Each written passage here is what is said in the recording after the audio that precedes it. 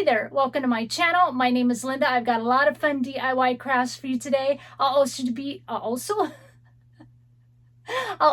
be joining in with a sweet friend of mine. I'll explain those details just a little bit later. So what are we waiting for? Let's get started.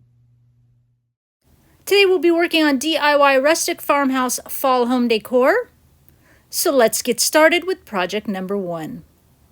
For this project, I have this piece of wood. It came off of a really large spindle I made a sign out of, but like a 4x4 piece of wood. And then I'm going to, this measures just about 8 inches tall. And then I'm going to use a bunch of paint sticks and I'm going to cut them down to fit the sides of this wood. And I also have this little trim piece.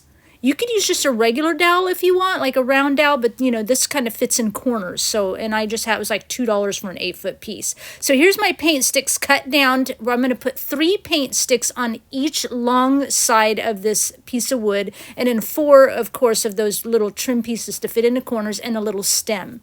And I'll glue that stem on like later. So using wood glue here, I'm going to show you just a little bit, and of course, magic of camera, it will be all done. Just placing my paint sticks on here. I thought this would be cute and kind of look like, even though it will still look square, it will give us like ridges to kind of look like a pumpkin when it's done. And 3 paint sticks on this wood fit perfectly. I mean, I just lucked out. I had the idea and found this piece, and I tried it with some paint sticks to see, and just like I said, lucked out. They fit perfectly. And I was like, what am I going to put in that corner? I'm like, oh, I've got those trim pieces. And again, lucked out. It fits perfectly. It was just meant to be a pumpkin when we're done. So I've got all of these on, and as you can see, there's a little spacing in the corners there. And so just add some wood glue again in the corners and just pop these in. But again, you can just use dowels. They might stick out a little bit more, but whatever. A smaller dowel might fit in there, a little tinier one, just to kind of cover that up. Go ahead and get that 3rd one in here. Add a little glue here and get our last one in. Just fits perfect. And like I said, I'll go ahead and put my stem on later. Okay, and that stem is from a piece of the wood handle off of a Dollar Tree plunger. I'm going to use Dixie Belle chalk paint here in the color terracotta. I love this shade of orange, and I'm just going to paint this whole entire block. I'll of course just show you a little bit, just so you know that I did do it. Someone else didn't do it. Those are my hands painting. Fast forward it a little bit. Yeah, I just love this color. It's just like a brownish orange. And then what I want to do is I want to go ahead. I'm taking my craft knife here and my ruler. And as you can see, I'm just going right in the grooves where those paint sticks come together, just to kind of help add more definition, because I kind of want these to look, like segments of a pumpkin, even though it's going to be square. And so here's what it looks like when I'm all done, just giving that more definition, through, the paint and not that kind of stuff. I think it looks fantastic. And so the next spot here, I went outside and I sanded it with my electric sander. I have added the glue on. And so these are some of the things we're going to be using here. This is raffia from Dollar Tree. This is grapevine wire I get from Hobby Lobby. Some leaves and burlap trim from Dollar Tree. Some of this, my favorite crochet trim from Dollar Tree. This trim I got from Walmart. So for my leaves, what I did, I just cut shapes just like this out of those bigger leaves, because I just wanted a couple little small shape leaves. I'm going to use this. I showed you in my last video how I print on directly onto fabric. This is like Waverly duck fabric. It's really thick and stiff, almost like a canvas. It does kind of print on crooked sometimes, but I'm okay with that. What I do is I put a piece of tape across the top, and it might not work on all printers. I just have an El Cheapy, literally $30 HP inkjet printer. I put the tape across the top so that the rollers will grab it and it pulls it through. And of course, I will have a link in my description box for a couple of printables we're going to be using today, and this will be one of them. But even though it prints crooked, you can cut that out and make it look straight. So this is what it looks like once I cut one out. I'm going to use this sign. It was already in my supply. I bought it this way. One of our projects today will make one because I want to use another one. And what I'm going to do is put this cute little fabric tag onto that sign. But you all know I like to take my stuff to the sewing machine, so my fabrics and my papers and things like that. So I'm just going to sew around this tag just a couple of times. I'm not going to be really neat with the stitches or anything like that. I want it to look kind of rustic and country and wonky a little bit, so I'm not paying it. See, it's not straight. I like it like that. If you're not a sewer, what you can do, which is what I'll do next here, is, on your fabric, go around and, kind of pull on the threads around the end and kind of, fray it and distress it up like that. That will give it that country, rustic texture as well. But yes, if you don't have a little wood sign like this one we're going to use here in a minute, like I said, project coming up, we'll make one, and it's really easy. I'm going to sew on on my leaves as well on this burlap. You don't see it a whole lot because I just left the brown thread in there that I did on that fabric piece. If I'd went to white or something, you'd probably see it a little better, but I know it's there. It's in my brain. I know I did it. So again, you don't have to do that, of course, if you're not a sewer. I just think it looks neat. You can kind of see it down there, the one I laid down on the table there. I just think it adds a little something.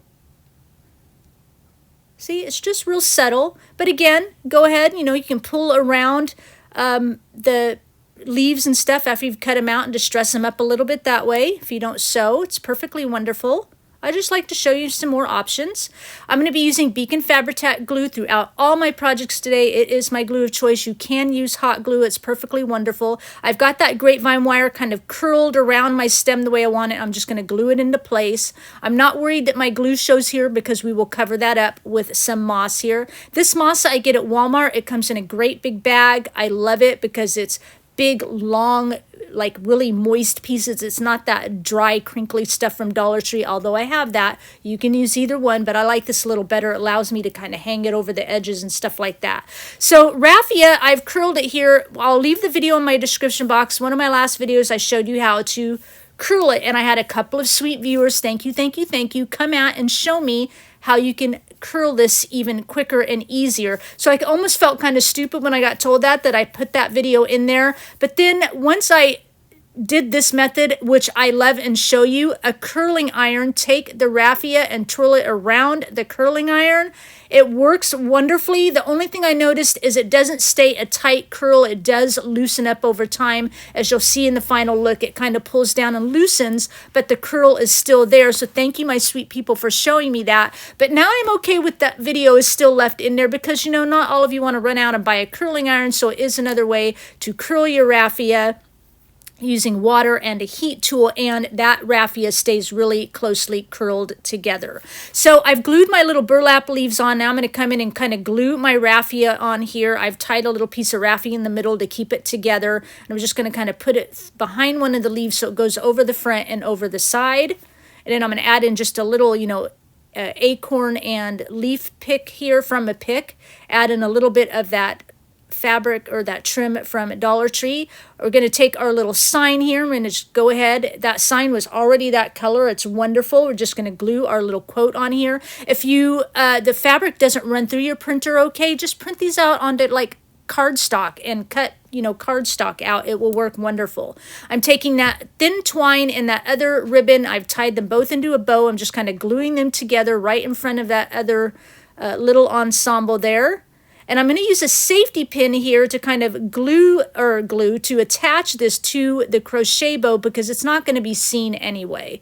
So it's just a little safety pin. Get that on. It was a rusty safety pin, so it's kind of hard to get that through the crochet trim. But go ahead and now glue that up onto that other bow ensemble there. And then to finish it off, this is just a little pumpkin off of a pick from Dollar Tree. I'm going to glue it right in the center of that bow area, and that makes this project complete.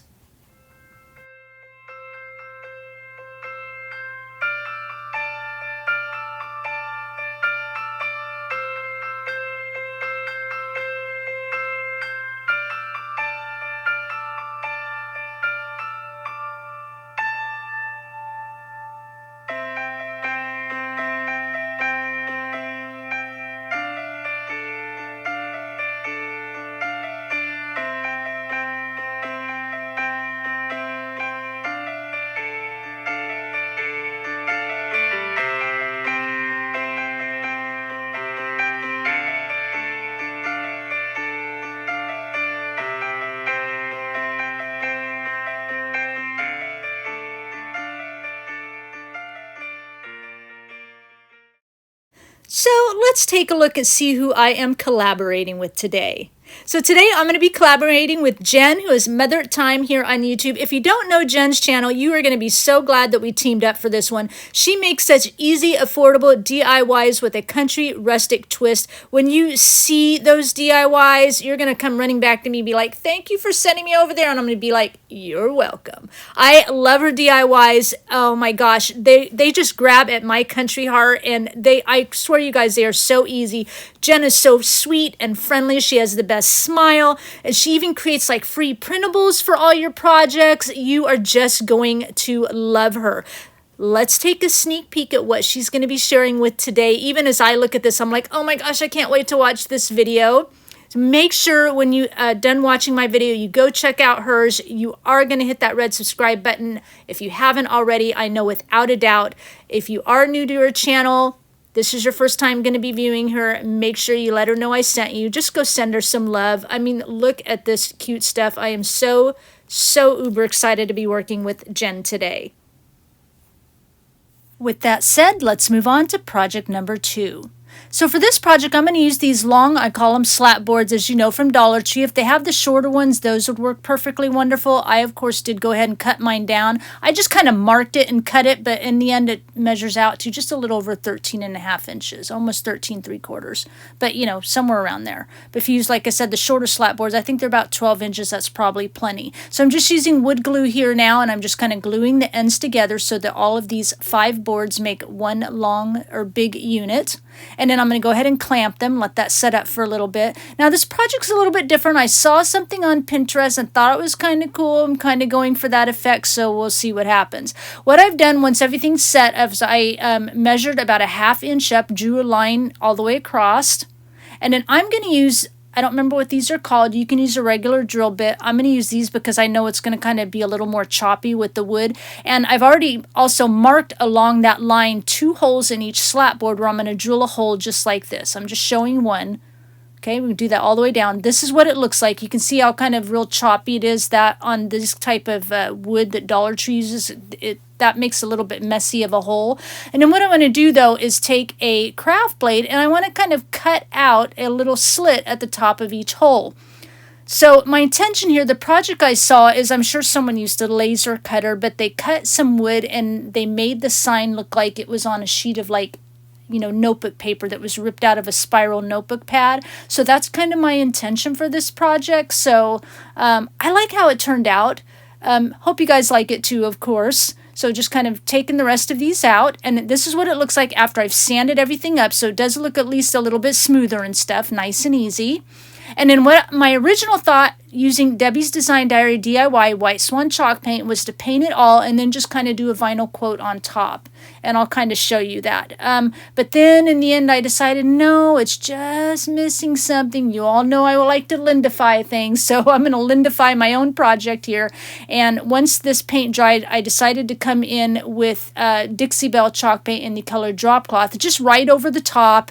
You know, left it there and paint it. Now what I want to do is I'm going to come in just like on the previous project, taking my craft knife and a ruler, and I want to deepen the lines, you know, score down the lines where each of those wood pieces come together, just to kind of give us that look of lined paper. Now I know these boards are a little wide, so this is not college ruled paper, right? So we're going with a wide ruled piece of spiral notebook paper.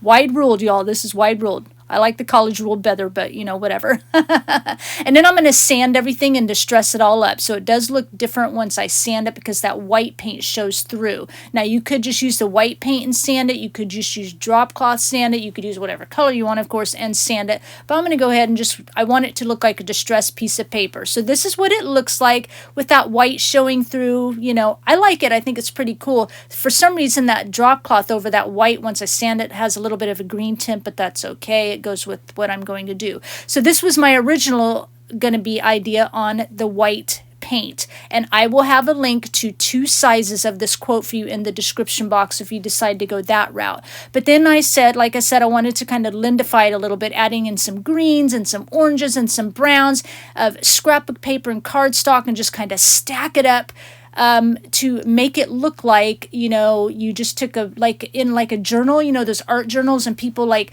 they'll take a journal and they'll staple, you know, their ideas and stuff onto the sheets of paper and just have this cute little smash book journal, right? So I've got this, and that's my idea here. So I've got this paper punch. I can't find the exact one, but I did find one that's similar to this. Link in the description box. When you punch down the edges of the paper, it looks like the spiral, you know, notebook paper on the edge. So I'm just showing you on one sheet. I did it on the other sheet previously on one of the scrapbook papers. I wanted fall colors, of course. And then I'm going to come down and just kind of cut that little edge off. And then I can crinkle it and wrinkle it up and make it look like it was torn right out of a spiral notebook. So yeah, I just kind of want to look like one of those, they call them smash journals, really popular there for a while. You take your ideas and your journals and your thoughts and your notes and anything you like, and you're just taping it and gluing it onto each sheet of your paper, that kind of thing, to, you know, make it look kind of cool. So now what I'm doing, as you can see here, first project we sewed on fabric, and now I am sewing on paper. I love to sew on my paper. I use like a size 9 or 10 needle depending on manufacturer.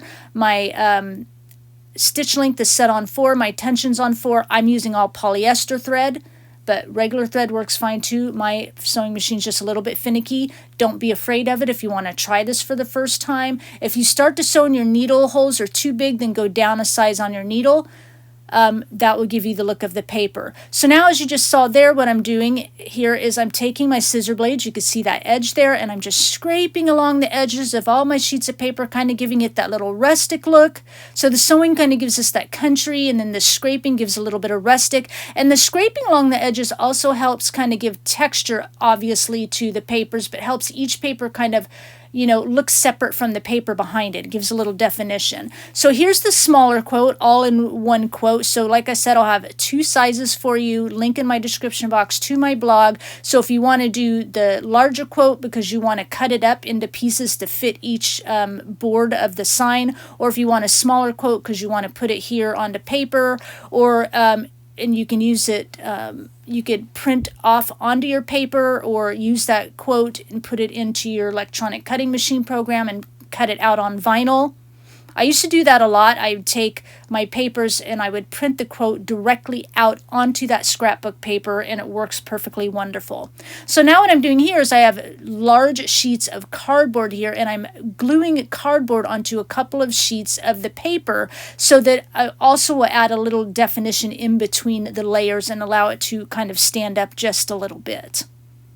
You don't have to do this. I just want it to, you know, kind of look a little bit more defined and a little bit more 3D-ish, I guess you could say.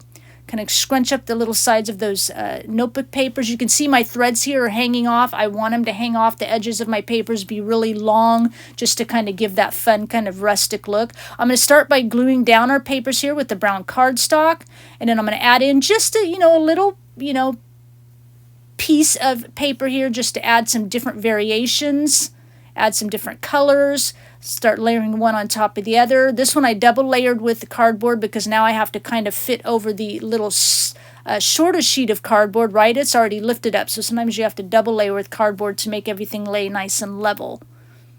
Right, I'm going to put this, I think this was cute, date, customer, order number, like you ordered fall and all the fun things you like about it. And I'll add this on to the front of that. And then I've got a really gigantic clothespin here. I got it in the scrapbooking section at Hobby Lobby, adding some glue into it so I can glue it around those papers so it looks like I just glued this onto my spiral notebook paper, right? And I'll glue a little bit on the back here. So I hope you guys are liking this idea. I know it's different, it's fun. Hope you like it. And then I'm taking that drop cloth paint, I mixed it with water, and taking a fan brush, and I'm tapping it to add a little bit of splatters on here to give it just a little bit something more. And that makes this project complete.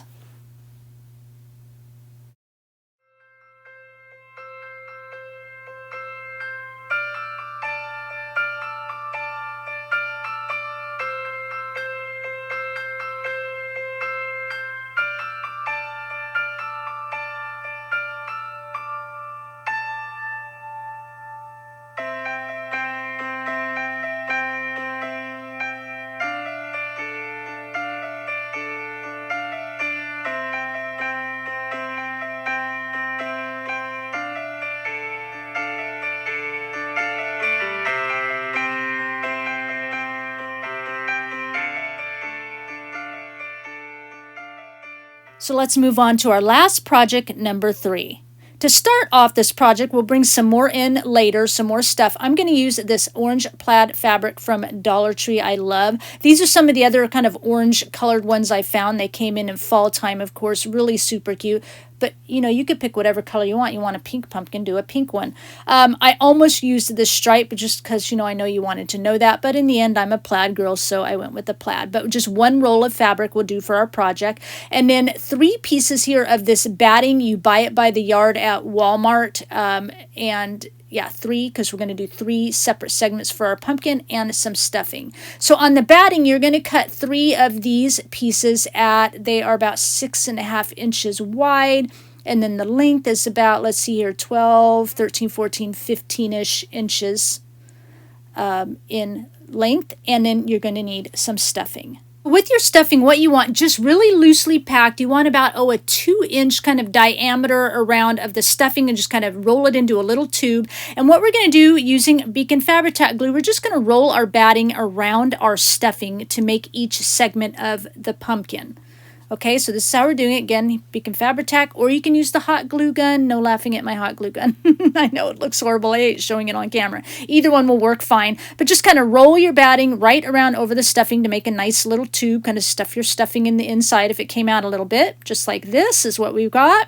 And then we're going to take our fabric. You're going to cut that into 3 pieces. And I cut that about, probably 8 inches in width and about 18 inches long. And we're going to do the same thing. We're just going to roll our fabric right over our little batting stuffing roll here. I'm trying to make this one kind of a non-sewing thing for you all.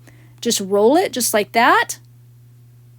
And you're going to do the same thing on all 3. I'll just show you one here, but you can do the same process on all 3. Just make sure you closed it over enough that you can, cover up that batting. You don't want that seen. Make it look nice. And in the ends, we're just going to kind of wrap it like, a little present. Okay, get this in. I've got a little working time with my Fabri-Tac glue. That's why I can kind of pull this off and adjust it. Got about a minute before it fully cures. Okay, and then just add a little glue there. And we're just going to fold it in one side. And then the other side, adding a little glue, see, just like a present.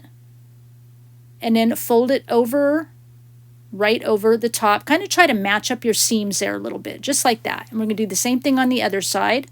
Because you can see that one side I started folding from the left to the right, and this side I'm folding from the right to the left. Just so when the seam comes down, it's right, that point of that seam is right on the seam of the main fabric. Do you know what I'm saying? That point will match up with the seam. Perfect. That's it. That's what you're going to do on all 3. So magic of TV and camera, 1, 2, and 3. That's our pumpkin. Next thing we're going to do is we're just going to glue. I'm just using 1 line of glue, and we're just going to, at the side of our little tube here, we're going to just glue all these 3 tubes together. It's a little bit of a floppy pumpkin, but it's certainly really cute. Got 2 on. We'll go to the last one here. Just like this. Absolutely wonderful. And then we're going to pick a stem. Now here's some options. Again, a little piece from the handle of a plunger is already cut and it's distressed because I did it last year. Or I've got a little piece here off of a spindle. You could use even a stick from the backyard would work, whatever, colors you want. I know this is great. I went out in the yard and really found ones that had a lot of texture to them. It's fun.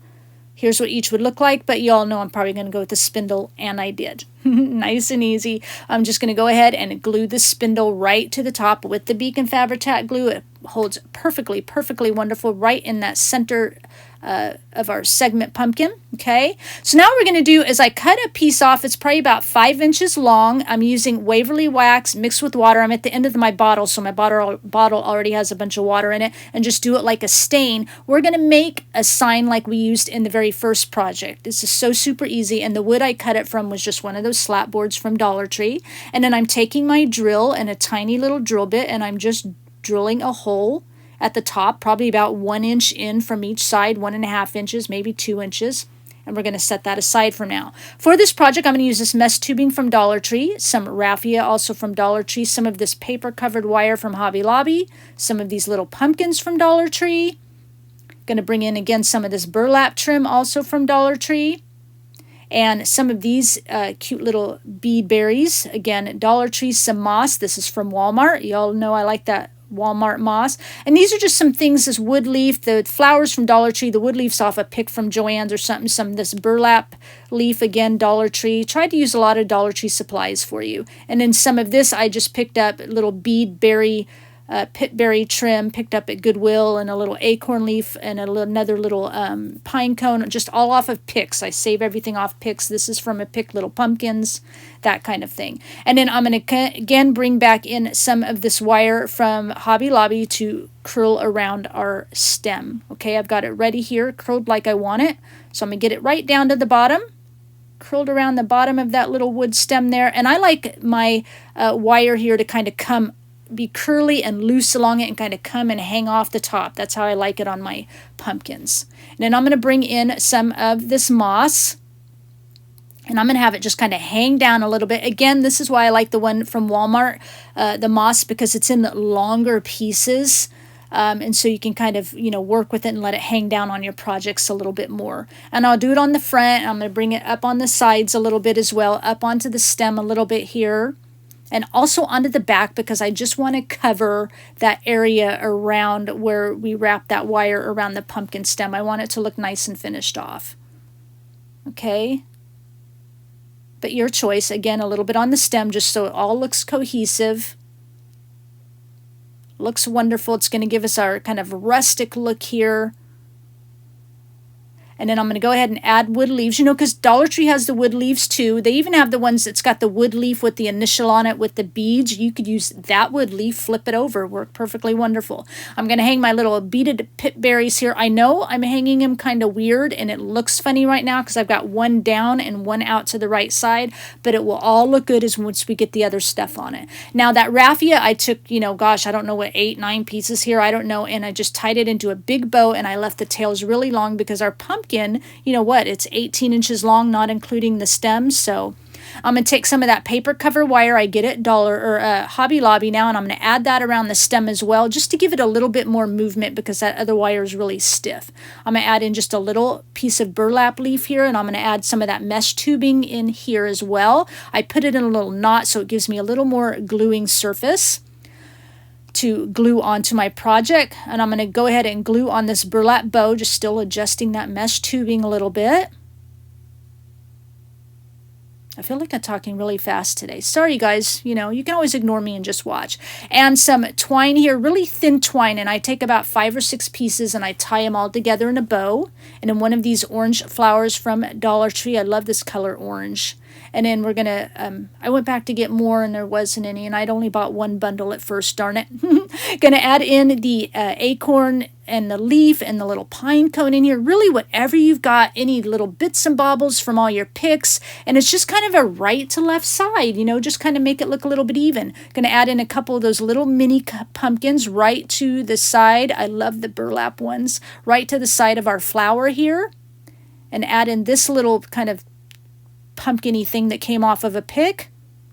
And then I'm going to add in some of those beads from Dollar Tree.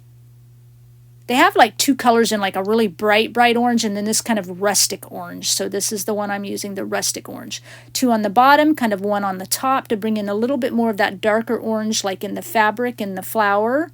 And of course that little mini pumpkin, a little bit darker oranges in there. And then we're going to come back to our sign. I've got some wire here, just really long, big, long piece, and I'm just wrapping it around the handle of a really tiny, tiny diameter paintbrush here. So easy to make if you don't, have these in your supply. Like my first project, I had one. This project, I had to make one. I'm going to see how long I need the wire to be, and I'm going to just leaving a long end, just a couple of inches so I can put it through the hole. And then once I get that through there, I'll wrap it around the paintbrush and then just smush it up against the sign. Nice and easy, just like that. Okay? This is the tag I'm putting on it, just like in that first project. It came from the same thing. Again, a link to my blog will have all the free printables on it. Printed it again on fabric and sewed around it. You could, of course, print it onto cardstock and add it to this as well. Either one would look wonderful. I'm going to put that straight end right through that hole there. Kind of cut off some excess, wrap it around that paintbrush to curl it up, and then smush it right up against the drilled hole there. There, and now we've got a sign, a little wood piece just like that first project. It looks perfectly beautiful. And now we're going to add this sign as our finishing touch to our pumpkin. I'm going to add a little bit of glue, and I'm going to just kind of nestle it right in here between the flowers and the pumpkins. And that makes this project complete.